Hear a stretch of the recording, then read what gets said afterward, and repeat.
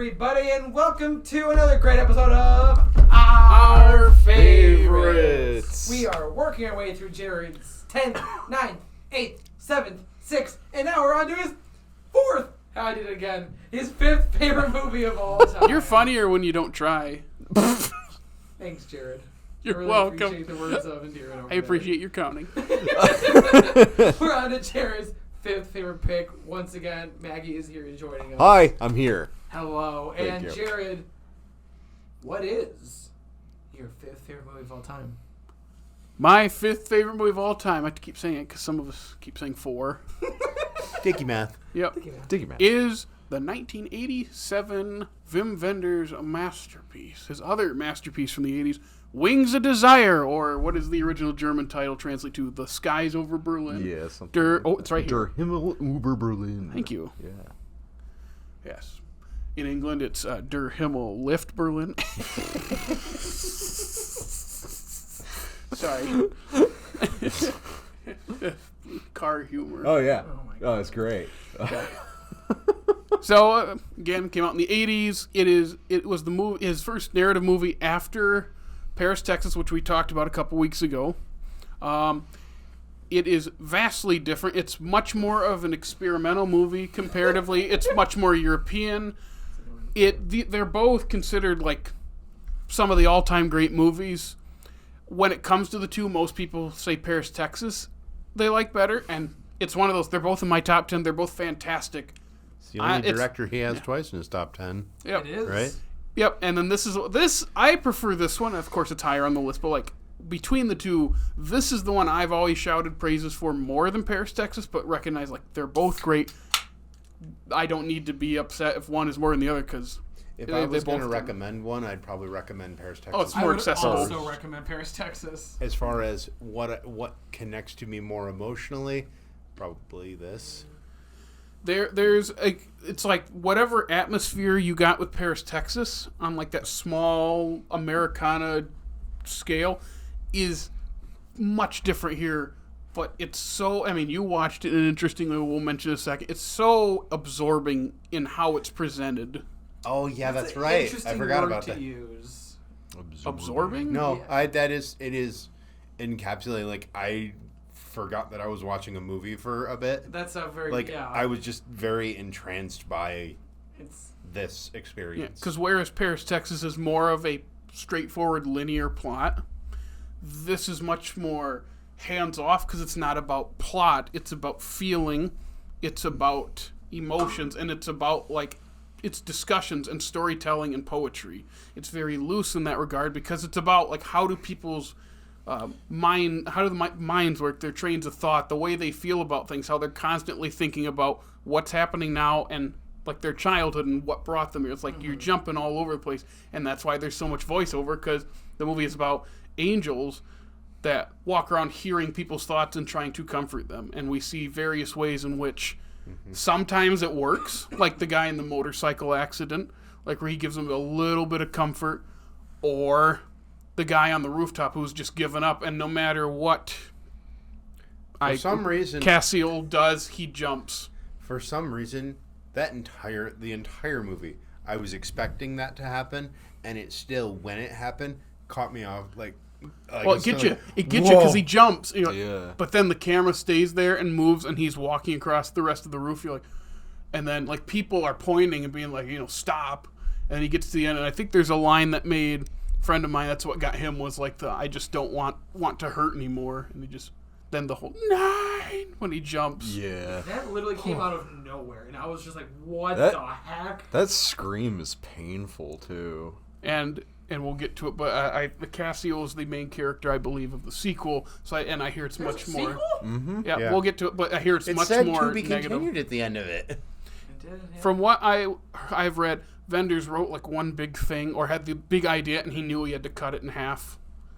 So like and a Kill Bill kind of thing. it wasn't made at the same time. Okay. I think even if it wasn't intended to be, you're gonna hate that, a duology. I think that to be continued with it because like the movie for me also kind of spoke to like what it is to be a human, and just kind of leaving it as to be continued, meaning now pay attention to how you write your story, sort of thing. That kind of works I multiple agree. ways. Yeah, I've kind of felt the same about it because I didn't know for a couple years that there was actually a sequel to this thing until you had pointed it out to me. Yeah, so Was I the one who got you to watch this the first time? You're the one that got me to watch it. I knew about it before because I'd seen posters for it, and I was like, wow, that is very striking. Because the original posters is that one angel statue, and all of the letters are written in gold.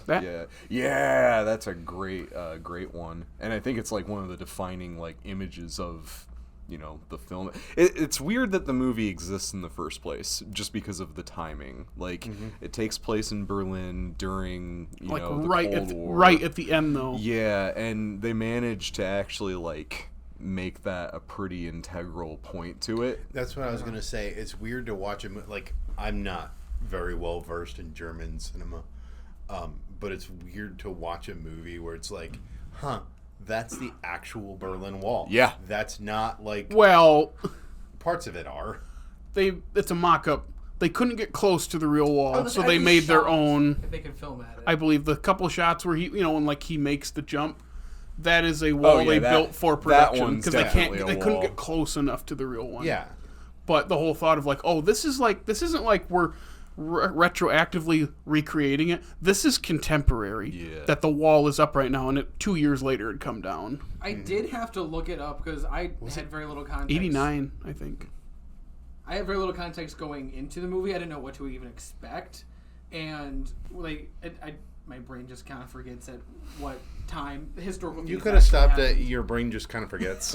Because like when I saw him, I was like, is this from the 50s, the 40s? Like all my brain's just like, wait, what? But then that's it's better to be like, why is there a giant wall people are talking about? What is going on? Well, the other thing, half the city not like each other. Well, the other thing about when you say this is the 50s, it brings up two interesting points of like one, when you're walled off like that, things tend to fall behind. Yeah. Like look at like how Cuba, because of the embargo, they were driving super old cars. Like, that's one thing. Like, so, of course, it's going to feel the other way is because of the filmmaking. It's supposed to... he's paying homage to those old French movies. Mainly, like, Beauty and the Beast. Like, the look and feel of that. That's why that dream sequence where he's in the armor holding his hands out, it's like a very, like, old Hollywood staged thing. And then everything that's in color is way more contemporary. And it's the juxtaposition of the two, where one has this super like poetic look, but it's colorless, whereas the other one is very bright and very life filled. I think subconsciously for me, this might be a stupid statement. Subconsciously for me, the wall itself helped to kind of separate the two things the movie was talking about. Like I said, subconsciously probably, but yeah. Well, no, I think there's just a lot of layers. I think you're right. I mean, I think it's like a direct metaphor for like what the film is like about, like in terms of, putting up walls between people and having to essentially separate. Yeah, just be separate. And that's like the whole driving angel for the main character there, is that he just wants to be that little bit much more close to anyone. So. Mm-hmm. Yeah, it's his journey of like even though he's immortal, he doesn't feel anything. And one of the turning points is, as we've said, our favorite scene, which is when Peter Falk talks to him. One of my favorite all-time scenes. Just, I can't see you, but I know you're here. I can feel it. You've been hanging around since I got here. That was a pretty big plot twist. When I'm like, he's talking to him? Like, I was like, what the heck? Oh, it's because he goes, I can't see you, but I know you're here. And then Damien kind of goes like, Yeah, he's like, what? And it's like, what is it? I just want to look into your eyes and tell you how good it is to be here. I'm a friend. Compañero is what he said. Yeah. It's such a beautiful sentiment, and it's expressed exactly like how you would in that scenario, like on a street corner. It's hard for me to like really express like the romanticism of that sort of image, but there's something very ideal about it. Very warm. Yes. Too. I also figured out why. That part did not take me by surprise, and I was kind of like, as I was thinking about it, I was wondering why. I finally remembered why.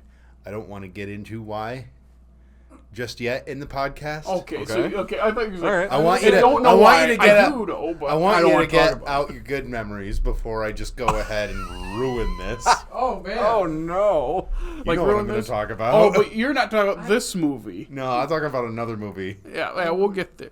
So he's not commenting on Wings of Desire. He's talking about Oh. a similar thing that we'll get to. We'll get to. I want the good I was part to very come out lost. first. I was like, what's going on? Yeah, right I now? don't blame you. Thankfully, this other movie that I'm talking about kind of got lost to the turn of the I was century. just wondering if He'll- in your copy went like full Columbo or something. So, But yeah, there's just something about his presence too, where he's playing himself, and of course Peter Falk's an angel.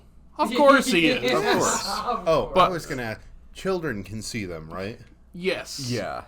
Because the Some. one girl looking up I and was sees him. confused about that. I was trying to figure out what the rules are. That- I couldn't- That seems consistent to me because I think like at least if you look at it like religious wise or just like from a like what is it folklore wise, it's Yeah. usually the younger, the innocent The can see innocents these can- kind of. And they kept. What was that line they kept repeating about the kids? And When I was a child, I did something. Yeah. yes, Yeah. I didn't We know should why I know, played 'cause they with say it toys. 30 times. And Yeah. I'm like, oh my god. Okay, I understand what you're trying to say. You said it Yeah. about a million times now.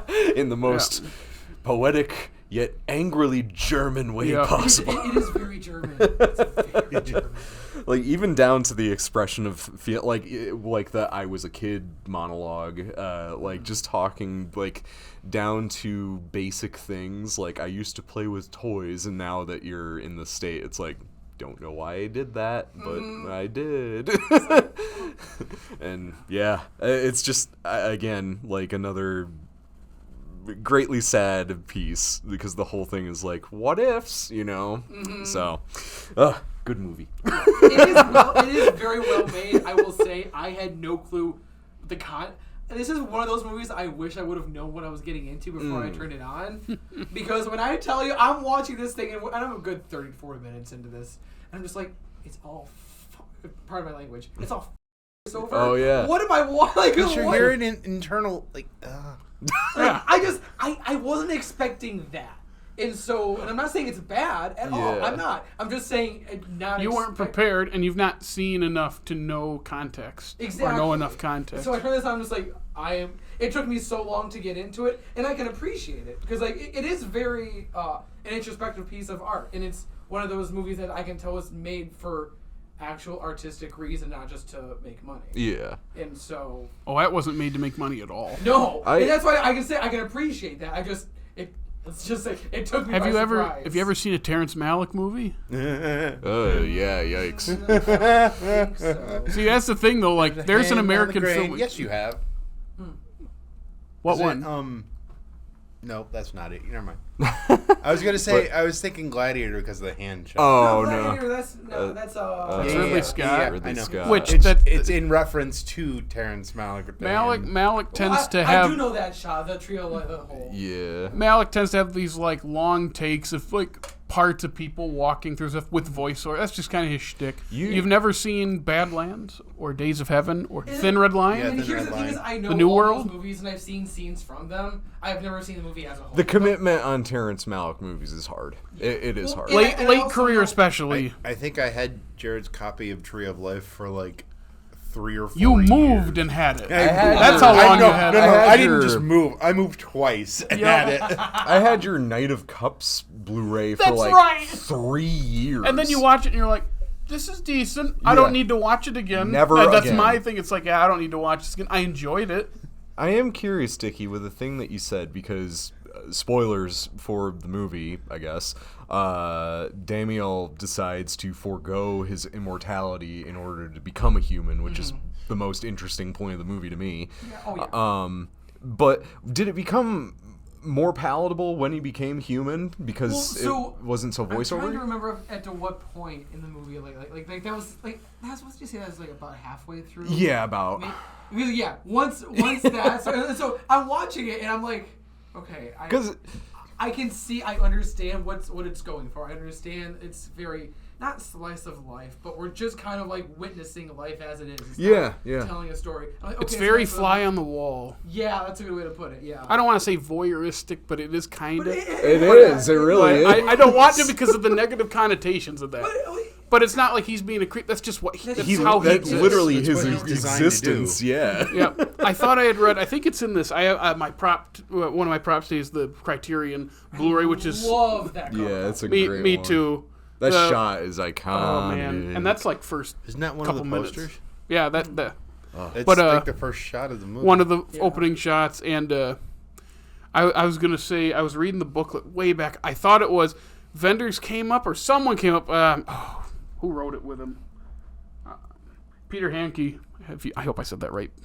Thanks, Pete. The way they wrote it was like they were like a group of angels, eons ago, fell out of favor and were like banished to Earth to just witness humanity without being able to interfere. Like that's like wild. and it's like that's like the setup for it is like that's why they're here just lurking. That's all they can do because they messed up that long ago. They're forced to just watch and not be able to interfere with anything. That would completely change It the would, framing of the I was literally about Disney. to say that. Can you? Yeah.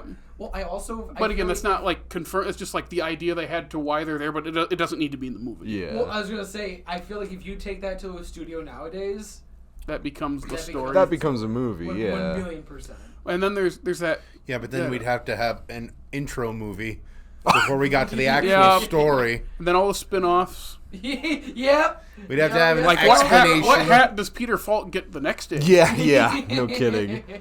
I was gonna say that scene where Damien and Castiel are talking near the river, and they're like, "You remember, when like I think they might have said the Romans or something. We're here. Remember when that happened? They're like talking about. Yeah. It's like we were here Distant before past. anything was here, and we've seen people come and go and come and go. I think they may even make a reference to the wall. Like it's just a bunch of stuff in that moment. It's like, oh, they've been here a while. I think at one point they're literally talking about like the tree of life, and they show it. They show it, and it's one of the creepiest images ever because it's just a tree that's sitting in what looks like a sea or like a field of water or something. right. Yeah. Which kind of looks like the big fish thing. Yeah. Yes, Yeah. it did. Yeah, Or, well, you remember when the opening scene. Yep. It's kind of like The that. one's Which going actually, down. Big Fish, the tree is like the poster, right? As well, kind of, or a tree. It is one of the posters, yeah. Yeah. There's something very cinematic about trees. Yeah. It really is. That one especially, it's just, like on its own, it's just kind of like a haunting looking image, and I can't really explain why, other than knowing in my head that these angels are talking about like a primordial, like, beyond old thing. And I'm like, whoa, that's creepy that they know what that looks like, I can't remember, like what clothes I had on as a kid, so wild to me. Yeah. I also love everything with the old storyteller. That's Yes. the Yeah. Oh old my guy. God. Yeah. He's the one that goes and sits in that chair under the overpass. Yeah. There we go. Yeah, That's well the done. sentence. Because his whole thing is, I think he's saying in his head, like, I remember this shop I used to go to in this I area. kept expecting him to die. Yeah. I did too. I In did the too. movie, like I just did because too. that's a normal part of the the It's our passing of time, and that's what he was talking about. And it's our stupid American brains are like, well, something has to happen. Yeah. And that's my and it drives me nuts because it's like all of us in this room are geared that way because that's how we grew up. Yep. Yeah. But then when you watch European cinema, a lot of them, like the more experimental stuff, it's not built that way. It's not about what's going to happen. It's more about the feeling and what's currently happening. Not that something bad won't happen, but it's more about exist in the now. It's the same thing. I think I brought it up with like soccer around the world. Why do they enjoy it more than Americans? Because it's about watching the progression of the game. What do Americans like about sports? Score! The result. We love. We live to see who wins. Are you kidding? The rest of the Every world lives time there's to a watch the freaking game. tie in the NFL in the regular season, I will throw hands because there's no ties. It's stupid. Oh yeah, I'm have to Ties win. are dumb. Yeah. Draws are silly. yeah, it's And I know, like, because it is similar to, not to go on a tangent now, but like it's also like hockey. Like it's kind of similar because like you can draw and you get points for like if you win during the. Yeah. So it's similar. That's how soccer works, and that's so groundable. yeah. I just call myself like this. I know what you're talking It about. just comes down You to mean all hockey games aren't decided by a shootout? I wish. That would be Oh, cool. fun.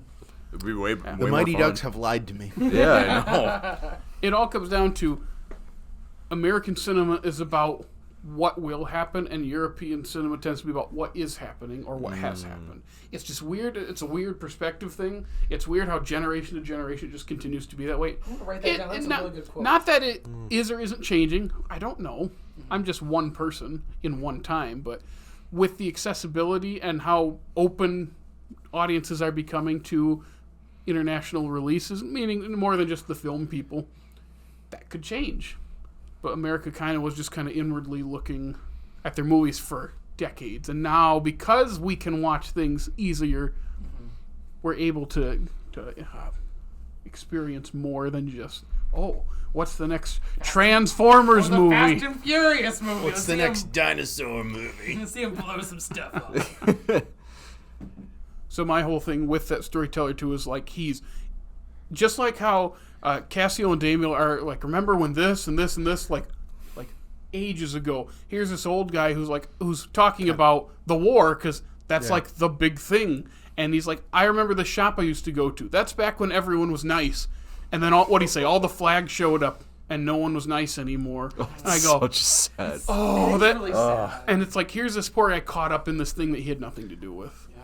And then now, because, and he brings it up because we're looking at what has the result of that and the consequences has been. The wall and the Cold War came as like all this stuff stems from that and more. But that's the big inciting incident, and he's been witness to this all, and he knows. What does he say? Like, if I don't write this down, we'll lose it, and that's why I have to be the storyteller or something. Yeah. By the way, the library is such a Great. it's vehicle. such a great spot for them all to congregate because like you're forced to be quiet in a library. You're forced to be like internal. yeah, that's such a great like area for them to be to Definitely. collect information and observe and the way that camera moves through that library is just And I love how there'll be other angels around. They all know each other, and like they just look, and the person will look at them and just nod and look back. I also love picking up the pencil that tells you they can grab objects in like their reality Yeah. that doesn't affect reality. because they grab it the and it pencil. kind of like Yeah, it's is the ghosted It or was whatever. a really well done effect. Yeah. yeah. It It's really cool. It's just one of those you film it twice Yeah. without moving anything, and he just it's a just film because there's no digital yet. It's just the overlaying film, and they've done that since that's- the beginning. Like just I forgot the term for it. Was just you have They two managed- different. They do manage to make it look so much more ghostly, though, which is Yeah. really And cool. I think that's part of the reason it looks that way is probably just like the film stock they use, the black and white. Definitely. Cool. Was it this one? I read recently on a film I watched. It might have been this, like the cinematographer, which is Henri Alekin, which Alekin is the name of the circus in the movie, named after him. Oh, I Remember, didn't we know that. Yeah. last time, or not last, a couple weeks ago when you were here. Well, not here, but Yeah, on you the thought it podcast. was Yeah. Robbie Mueller, Yeah. and I think I said like until the last time I watched it, I thought so too, and then I saw the credit was for Alekin, and I go, oh, actually that makes sense because Alekin, I think we mentioned the Paris Ticket, shot some of those older French movies. And Yeah, that's why it looks like. definitely I checked thought out. he created a lens with like a stocking, Yeah, like a like a stretched old- old stocking over to give it an aged look. That's cool. Something really thin and it's stretched over. I think it's this one, but that's why like the black and white looks a certain way, and the color look. Even the color didn't look like totally contemporary. It just still looked different. And whenever they fade from one to the other, it's so good. Yeah, I love it, and especially like why am I blinking on the first time it goes to color? So it doesn't fade. The first one, it's kind of like a jump scare because Yeah. it's Marion. The first time I saw that happen, I thought it was like a error in the file that I was watching.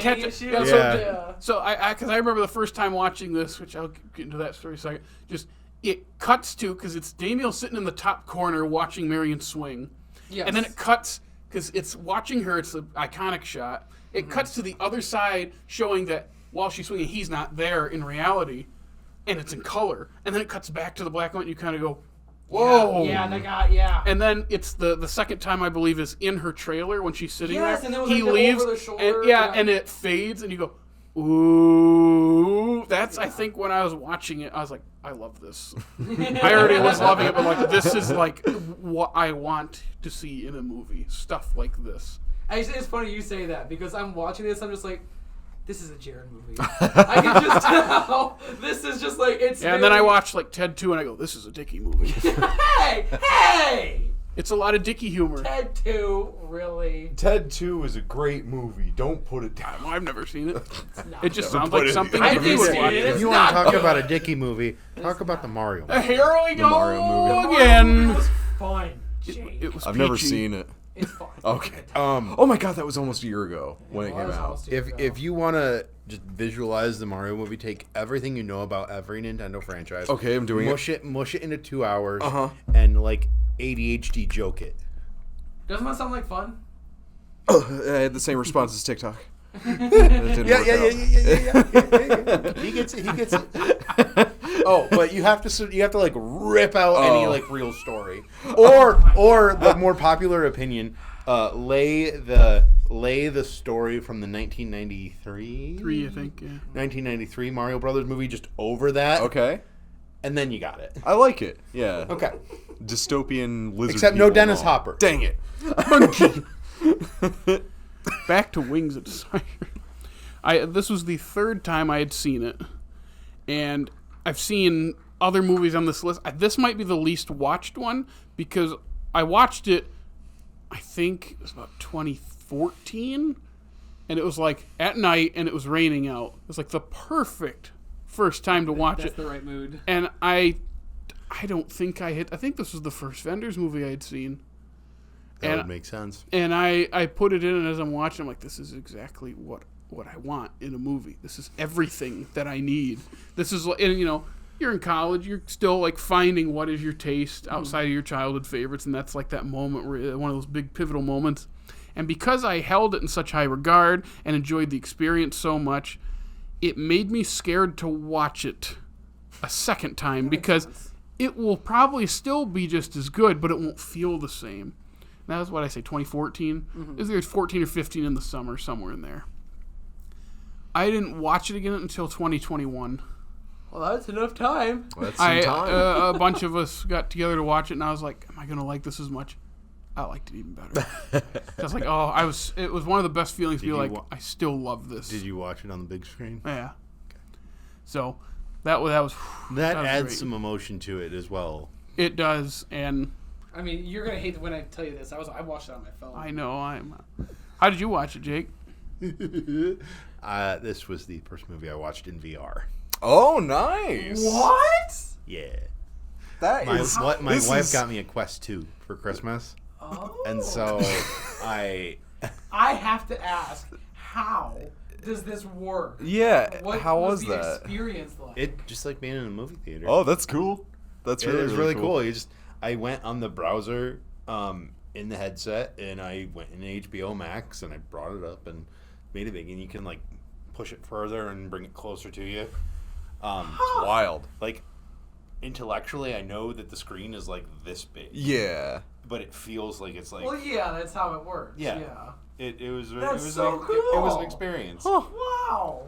I might actually look into that because I like the feeling of being in the theater. It's just all the People. smellies, sitting next to me. No, it's exactly. There are even apps that it's like a virtual theater that you walk into and like sit down and watch a movie, or you can just do it the way that I did it. I gotta say, Wings of Desire is a wild first film to do in VR. Yeah, there's so like maybe Avatar. It started with a just. I want to see if this works because I've been Okay, because yeah. HBO doesn't have support for VR. Well, Max doesn't really have support for VR okay. like that, but you can just log in and stream it like you would on a TV. Like, why wouldn't you? Yeah. That's so funny. That's Just wild. I would have never thought to do that with VR. That's just amazing. It's like the coolest story I know now. Yeah, I know. And you watch it on your phone. And I watched it on my phone. I saw it on my Well, I dang, was my at dang work. TV. Well, no, I While probably I wouldn't. was while at you were at work. work. Yeah. I probably wouldn't have watched it on my phone. There's too much subtitles to read. Yeah. Oh, believe me, I was like, whoa, there's a lot going on. All right. Many different languages. There's too. like 3 different languages. It's because you have Damien Cassio speaking German, and then Marion and the people at the circus, I believe it's all French, and then they speak French too. They switch, and then of course you have Peter Falk speaks English, and people to him speak English. And when like Damien meets him, which I love that scene where he goes to the fence, he's like "Compañero," Yeah. and he goes, "So you made it? That's wonderful." It's such a He is such a happy and comforting I know. voice. Isn't it? Isn't he? Yeah. So like there, so like when that's all happening, it's like, man, there's so many languages to kind of keep track of, and it is another thing of like you have the guy talking about the war, but here they're making a World War II like thriller detective movie with Yeah. Peter Falk, and he spends 5 minutes picking out a hat, I was watching that, like, what is this? and it worked because remember later he walks past a group of guys, and they're like, "Is that Columbo? No, he wouldn't be wearing those crappy clothes or whatever, those rags." So I it thought for a worked. second, because of when we watched it around, that it was going to turn into like a Marx Brothers hat bit. Oh, Like that's the way my brain That's was funny. turning. Yeah, so like Oh man. so it's like all these Hats different off, man, things, hats and off to Hats Yeah. off. To if so, Look at Dickey making the funnies. as I mentioned a couple weeks ago, or I gotta remember which one episode. Okay, it was last week's episode. I mentioned it. Oh my gosh, the YouTube when you did YouTube. Yes. You did, whereas I had you come on mine for There Will Be Blood in No Country for Old Men. Yes. I went on yours for Wings of Desire because you did a Yes. Criterion episode on it when you were doing those back in the I day. did. Yes. And I remember you said, "I'm going to do this one next because, I watched it and I love it. You were right. It's great." And I go, "See, I'm right some of the time." some. Some of the time. Some. And then you may have said, like, "You think you're right 20%. all the time." I'm like, "You smell funny." And then I remember you said, "Is there any like notes or anything you want to add?" And I said, "Well, I could, or I actually just wrote a paper for a college class. If you wanted to check that, it's like 5 pages, and it was like." Oh, what was it? It was like language and transportation in Wings of Desire. Yeah. Talk about like the different modes of transportation you see and how everyone's connected. Because Oh, that I'm- bus shot. Yeah. well, there's the bus, there's the plane at the beginning, there's the cars. flying sitting in the car, around. and you're like, they're angels. Why are they sitting in a car? Love that scene too, where they're like listing off Yeah. everything. That's a really good point. Yeah. Well, remember they were in a dealership. I thought they were. I didn't remember that. Yeah, It was they are in a inside. deallew They Because are in a dealership. it's a display car in the That's window. right. Because Yeah. people are like looking in at them while That's they're sitting right. there. Okay, yeah. Yeah, but I had written just a paper, a college paper, about how like all these different languages are used. Because there's even some like I think it's Arabic in one of the yeah. cars. Like Yeah, there's some. other languages thrown in, and there's all these translations and how it correlates to people being like connected and yet separated within separated Berlin. And that's what I wrote the paper. So you can read this, and I think you used it quite a bit in some sections of that. Of course, you do your own Yeah. extensive research. I added my own narration to it as well that he asked me to. You made some connections to Powell and Pressburger as well, Yeah. which one of them being A Matter of Life and Death, which I had not seen at that point. I have now. Definitely. And it's you used a shot from it. It's where because it's supposed to be like because the whole A Matter of Life and Death is about. If I remember, a guy is taken too soon to heaven, and he has to like go on trial to defend why he has to go back Yep. Okay. Yeah. or something. This is a like movie defending your from Yeah, except this is like the 40s. what about like 1940 or something? like It was- 48 or something? Yeah. and it's a really good movie, and it does this similar thing to Wings of Desire. Like in Wings of Desire when like the dream scenes of what is her name, Dominique? What's Damiel? No, the Marion? Marion. There we go. I don't know why it said Dominique. because it's Solveig Dummerton. Oh, there we go. Yeah. the like dream scenes of her and those two like grabbing hands, or the angel wing flying off and stuff like that. Which you mentioned the what was it, the chimes or whatever? Yeah, or not the chime, the harp. The harp. That's like incredibly like Powell Pressburger-y. Like just the vignettes around the sides, you know, the like soft lighting to the fact where you lose definition in the lines and stuff like that. So you also used a shot of like, in that they have like these open like holes in the sky looking down on humanity, and it's like this shot way back with all holes in the sky. That's a crazy shot, yeah. And it's just a painting, but it's cool. I mean, just from perspective alone, it's like, it's effective, you know, even from the 40s. So yeah, I love Powell and Pressburger movies. I've seen a couple of them now, and it's like every time I watch them, I'm like, man, they're pretty good at this movie stuff. I think so. I think my favorite would have to be Colonel Blimp. I still have not seen that yet. It's really long. It's one of those weird ones where it's like it's covering the entire life of a person, but in like an actual like effective way, but we never like see direct things happen. It's all about the in-betweens, and some people find that off-putting. It's like, I don't know, I kind of find that more interesting. Like even there's like a duel they have, and the camera pulls out of the building to not show who wins, but you hear later who wins. It's like, it is kind of a telling, not showing, but it's working. Huh, weird. And I think it's Roger Livesley, who I think is in A Matter of Life and Death. I think he's like the lawyer on the guy's side. Gotcha. Like, isn't that too? He's a great actor. He's in a couple of their movies. That's the other thing of Matter of Life and Death has that I love.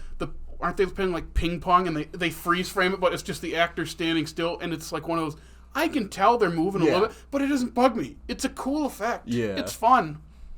Like, it's stuff like that. And you can see, just like you said, you can see it in Wings of Desire. It's like, yeah, we're pulling from the past. Yeah. Because nothing is original, really. Like, again, it's not parts of this are all original.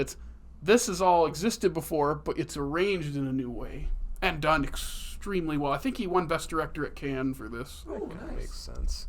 I do have to ask then, how do you feel about the inclusion of so many underground punk artists? Dude, the music in this. Jake, let me tell you, this movie gets a 10 out of 10 because it has the best. It includes the best bass known to man. It's a dirty What is it? line. The first rock show, I don't know who it is. Is that Crime in the City? I think so, yeah. The bassist is playing a Rickenbacker 4002, which is just...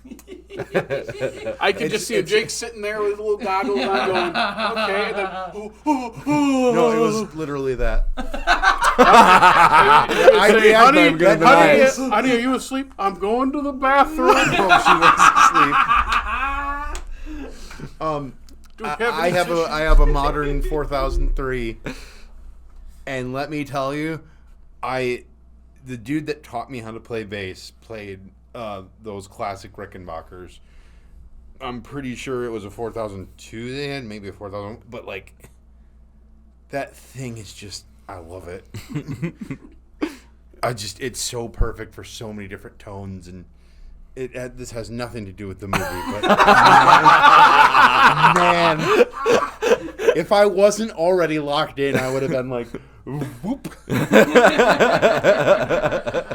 And then, of course, Nick Cave and the bad scenes are the second act, and that's during the climax. And that's what is it? Don't tell him you're gonna sing about a girl. I'm gonna sing about a girl. And then, man. like, that was the one where it's like, I already recognize how good the filmmaking is in his movies.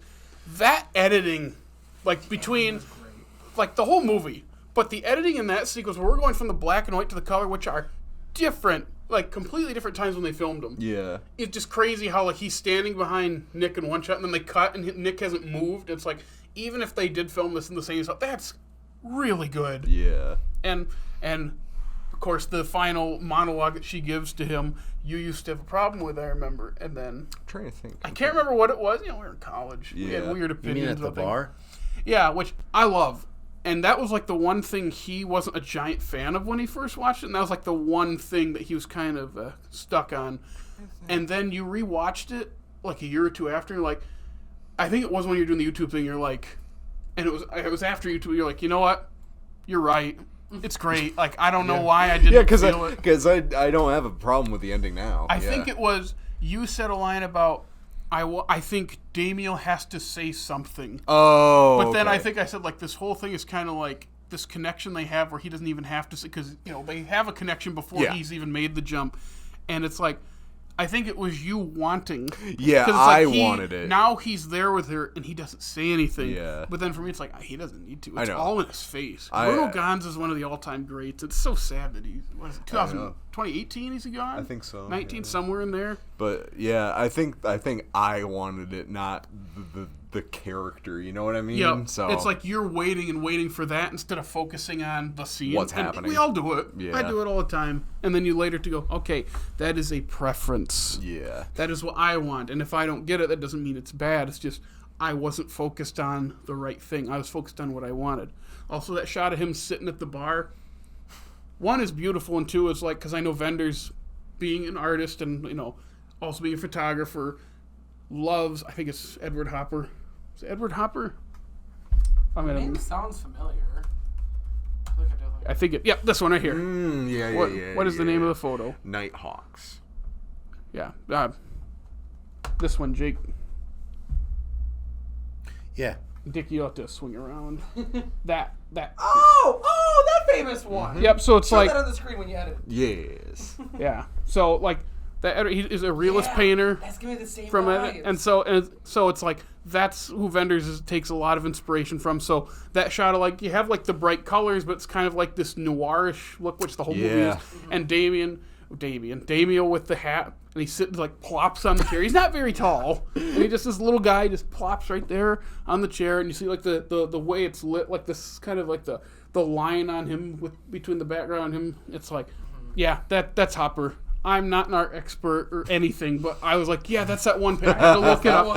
I had to look it up because I'm like, I know what painting it's supposed to be. Like, okay, yep, there it is. Like, other parts probably went over my head, but that's the one I was like, I saw you. I knew it. I seen it first time.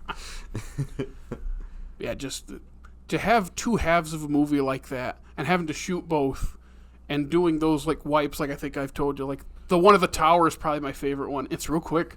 Just it's in color, just to black and white to show. We went back because Casio. So it's just every time I watch it, and what helps kind of usher in the mood is the opening titles where it's like blank pieces of film that they scratch all the words onto. We have the Wings of Desire scratched font, and then it's like all the people's names, and it's doing the fade-ins and out like the old film fades. Cool. Again, to feel older.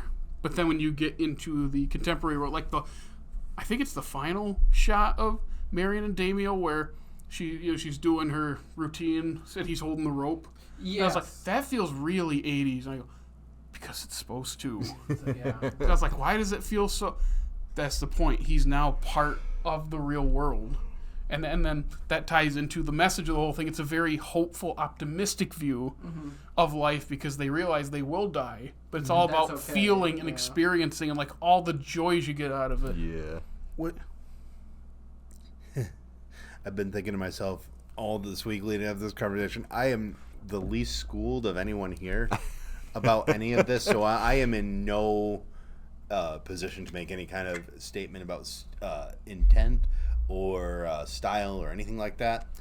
Was there something to the fact that Cassiel's the other one, right? Yep. Only sees like the negative parts of humanity, I just thought that was Damiel. It's kind of the two halves. One's the optimist, one's the cynic. So, but there's another movie. Before we get to the other I was movie, going to say, that's the thing. There's another movie where the story's not done. Before we get to the other movie, do you want me to talk about the thing that I want to talk about? What do you want to talk about? What do you want to talk about? Oh, we'll talk about it. Do you want me to talk about it? It's about time.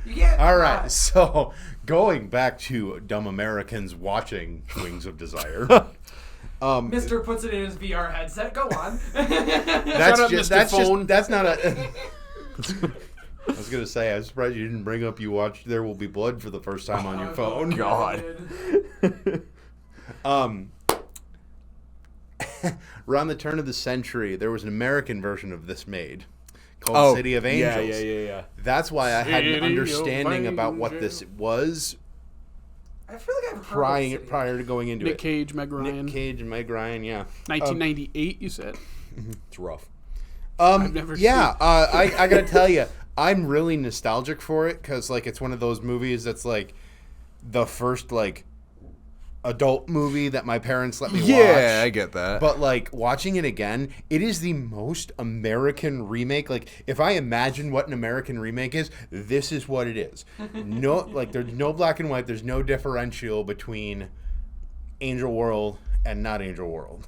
They insert God into it, which is something that is very like absent from this. Very absent from that. But like everything is so in City of Angels. Everything is so over sensualized and horny. yeah. I mean, like there's like a 10-minute sequence where Nick Cage is like rubbing the palm of her hand. Oh yeah. I gotta find this movie. And like there's this whole like twist in the plot where she can see him if he wants her to. He doesn't have to become human. And then like the movie shines the most when it is imitating Wings of Desire one for one in like the thinking scenes, or like the dude that they got to play Peter Falk. Like they tried to do that and it's awful. You're selling this more and more, man. But to illustrate Jared's point, this is a pretty. It's not a one for one remake, obviously, but it's pretty close. Oh, Andre Braugher plays Cassio. Thank you. That's the other thing too. There's Cassio. died, His that's name right. is Cassio. They go out of the way to make his name Cassio. You know what Nick Cage's name is? Yes, I do. Say it, though. Seth. no! His That name sucks. is Seth. I mean, Sad. that is an angel name, but you picked like the worst angel name. And what's Meg Ryan's name? Oh gosh. I'll give you a hint. Meg. Maggie. It literally is Maggie. Sorry, whenever I hear Maggie, I just quote hooked up. Maggie! Maggie! He does that all the time. Yes. It's very annoying. I know he does. Anyway, so to illustrate your point, whereas this ends not obviously there's another movie like we've talked about, but it ends where it could end, where you don't really know the end of the story. You told me that's right how it ends. City of Angels forces this thing where he becomes human, experiences getting mugged, runs around the city like, where am I? Where do I find it? We go on this like 20-minute montage of him trying to find Maggie, and then there's this whole awkward sex scene where she's making him describe what sex feels like. I'm doing the locomotion. to him. My eyes are scarred. This is like if you can imagine Nicolas Cage and Meg Ryan having sex. Maggie! Meg Ryan's making him describe it to her. Scary. I have to watch this movie. I have to go wash my hands. And then they're talking about how they're going to be together forever. And then Meg Ryan goes to get groceries and gets hit by a truck. What? And she dies. Wait, did she get hit with the groceries or after? Yes, or after before? she got the groceries on her No, way back. we lose the food She too. was riding a bike and she got hit by a truck. And all the food. Sorry, Worried And about then- I'm not laughing. The food just. worried about the 1998 food. Yes, it always bugs me. It's like those groceries And are then- not gonna get eaten. and It's then just there's- like the honey bun in The Departed. And then the film, spoilers, ends What? with it was just some oranges and some pears because they had been talking about the. Let's just way eat that- oranges and pears all night. You want me Naked. to tell you how they describe how a pear tastes? No. I think I prefer not. Anyway, the film He's going to ends. tell us how it's... The film ends with Cassio coming to him and being like, "So now that you know all of this, would you do it again?" And he was like, and Nick Cage looks at him and goes, "I would rather have one touch of her. I would rather have one what was it?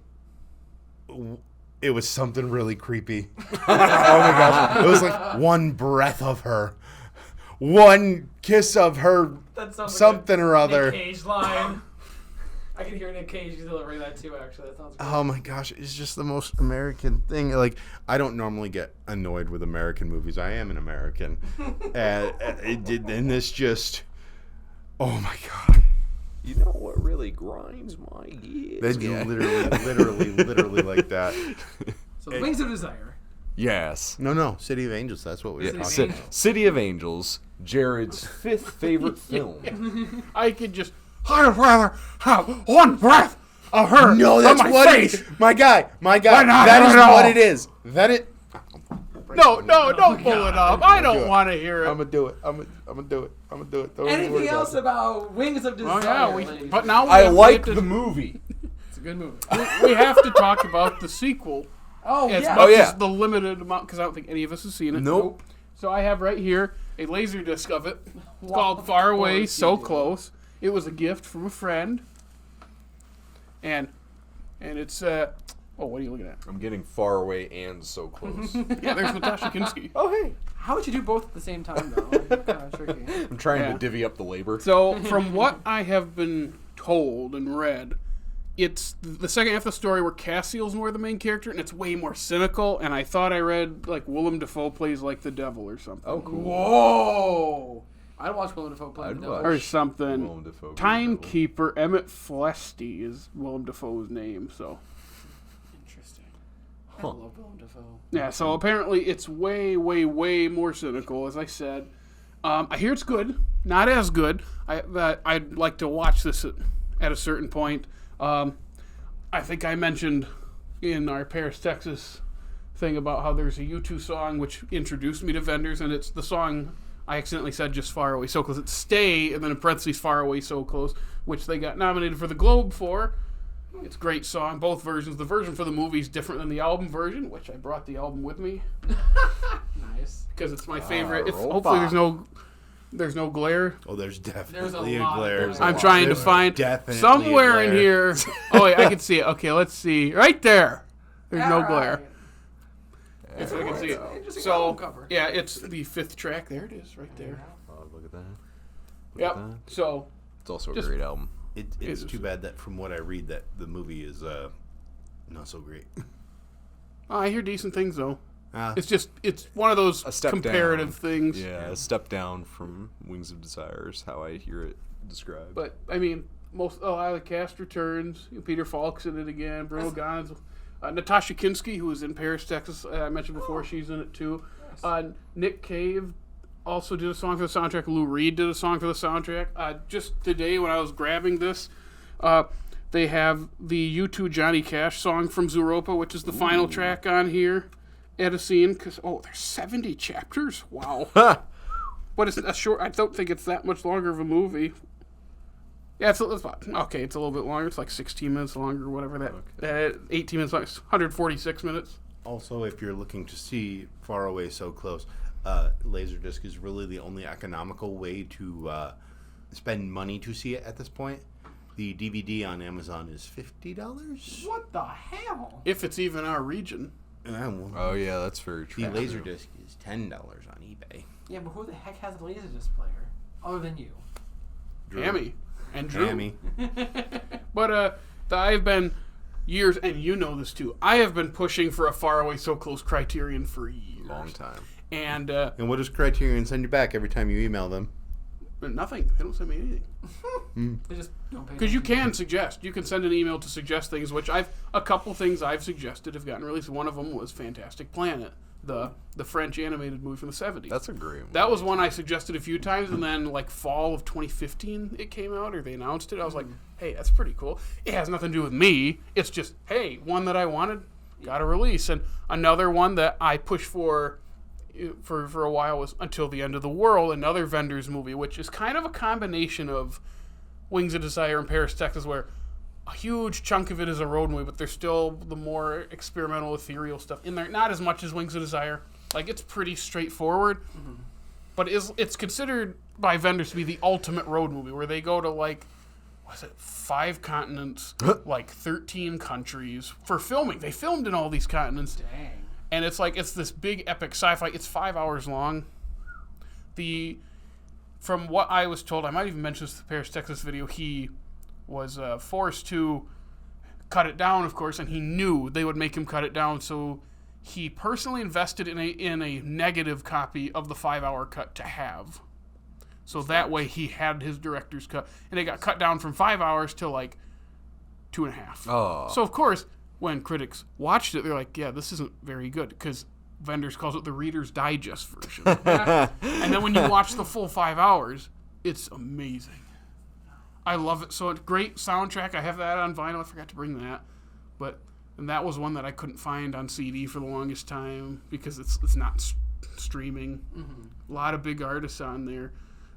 But it was like years of watching Wenders movies led to that. And when you watch it, it's like this big, it feels like a finale, even though it's before Far Away So Close. It's 2 years before it. Huh. But it just has this big feel to it. That Far Away So Close isn't that far removed from Wings of Desire. Like 6 years. I was going to say. And then Until the End of the World is in 1991, I believe. Which, that also has a U2 song that's off of my favorite album of all time, which is Achtung Baby. Song of the same name. It plays in the movie, I think, 3 times in some capacity. But again, it's a 5-hour movie. There's also a Nick Cave movie that has the title of the movie in there too. Great song. There's Talking Heads opens the movie with a song. Like, that's like one of their last songs. I think it's Sax and Violins, I think is the name of the song. It's playing at a party. It's great. It's got Sam Neill in it too.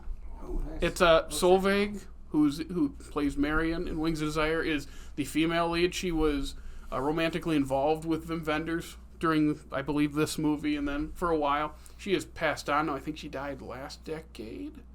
She's only like 40 or 50 something too. Yeah. Something like that. She's in it. There's a character from other Wenders movies that is in it. Like, he has, like, the same actor, Rudiger Volger, plays the same character in like 3 or 4 Wenders movies, and he's also, I think it's Philip Winter. He's like a private eye or something. William Hurt's the male lead. Max von Sydow is also in it. Doctor. What? He did make a good doctor. Oh, yeah. Anyway. Okay. Yeah, but that's kind of, it's like I started my journey with Wings of Desire, saw like 7 or 8 of them because I had to kind of wait for Criterions to come out because there's not, at least at the time, there wasn't a lot of ways to see some of these movies because somewhere in the 90s or 2000s, Wenders lost like all rights to his films, and he created a foundation, I believe we said this a couple weeks ago, to get them back one by one and restore them. So that's why it took Until the End of the World a bit, because they were restoring others, and then Criterion would release them. But Until the End of the World, when I heard that get announced, I was over the moon. I remember the exact moment. I was having alone time in the bathroom, just sitting there, pull out my phone, wait. Yeah! I remember the first time I seen it, and I was like, all right, well, I know someone that's going to be happy. I was so happy. And that was like 2019 when they announced it. Yeah. That is the last Wenders movie to have a Criterion release. Well, they have not announced one since, and it's like, but where are they? There's more. It's far away and yet so close. Hey. That was my thing. It's like, it's been 4 years. Like, there was one like every year for a while, because like 2015 or 16, somewhere in there was The American Friend. The Road Trilogy was one of those years. Yeah, that was one of those too. Buena Vista Social Club, Pina, like it was like every year we get a release announcement for one of his movies, and it's been a while now. It's been almost 5 years. Yeah, so it's like where are the movies? You watch, you've complained now, you'll get this movie. Just complain a little bit more. Yeah, keep doing it. Yeah. So that's kind of just a spiel on Wenders. Again, as I said, Paris, he's becoming my favorite director of all time if he isn't already. I like to watch at least a majority of their narrative films, or their, you know what I mean? Just because it's hard to say, oh, he's my favorite director. I've seen 2 movies. Well, how many movies does he have? Oh, like 20-some. Yeah. But I think I've seen like 11 or 12 now. So it's like starting to build. It's like I don't want to just say it yet, but he is in like a top 10 for sure. in some capacity, just because as I watch more and recognize more and rewatch the ones I like, it's like, yeah, he's also the only director to have 2 movies in my top 10. Yeah, That's a pretty good case. Just I'd like to see more, of course. And like Until the End of the World, it's such divisive reactions before the Criterion. Because now that Criterion's out, I feel like people who are on like Letterboxd, who are our age, watch it and realize how good it is. So it's like now we do, but when it came out, it had so it's like, is this as good as, because it sounds so interesting, and then you watch it, you go, oh yeah, this is great. And it all comes back to watching Wings of Desire that one rainy night so many years ago to get all poetic. One rainy night was all it took. All you needed on top of that was Ghost Stories playing in the background. Another's arms, body on my body. I love that album. I know you love that album. Anything else about Wings of Desire? Trying to think. Anybody else get anything? I can't think of no thing. Oh, I will say real He's quick. good. Watch it. Oh, I will say, I forgot to say for Paris, Texas. Paris, Texas was the inspiration for U2's The Joshua Tree. Oh, that makes a lot of sense. And you go, oh yeah. We never mentioned Ry Cooder. Oh yeah. Either. Ry Cooder's score for Paris, Texas is great. Just playing it on that, he's Like playing with a twang, slide. Yeah. Slide guitar. That's really good. Vendors is just really good at picking music, too. Very All of his movies, the needle drops are great. The Very music. distinct. Again, he's a master at making a vibe. Definitely. Yep. So, and then that tells you, okay, so Paris, Texas inspired the Joshua Tree, and then from then on, probably after Wings of Desire, that's when U2 and Vendors have this collaboration that lasts for 10 or more years of sorts, where they write multiple songs for his movies. You know, he directs couple music videos. It's just, and it makes sense why it's like, oh, my favorite band of all time collaborates with what could be my favorite director of all time. It all makes sense. It all checks out. Yeah. Nice. Well, if there's nothing else to say about Wings of Desire, thanks for joining us for this awesome conversation. If you liked what you saw here and you want to see more later on, where can they follow us online, Maggie? Facebook, Twitter, Nope. X.com, Instagram, and TikTok. It's funny. Podcasting you can find on Apple, Spotify. Skip that one. Okay. It doesn't exist. Don't go to that one. Google and YouTube. Like, subscribe, comment, ring our bell, rate us, and like us in all those apps, and check out our groovy website. Absolutely. So, yeah, we are working our way through Jared's top 10. Next week, we have his 4th favorite pick of all time, which Jared, what should we watch next week? Duck Soup, Marx Brothers, 1930s. All right. Yep. Thanks again, Maggie, for joining us for these 3 episodes. Thank you. I Thank you for having me. I always love having you up here because I like seeing my friend. I hope I contributed some. Absolutely. Thank you. So thank you for listening, everybody. We will see you guys next time. Dab. Dab on the haters.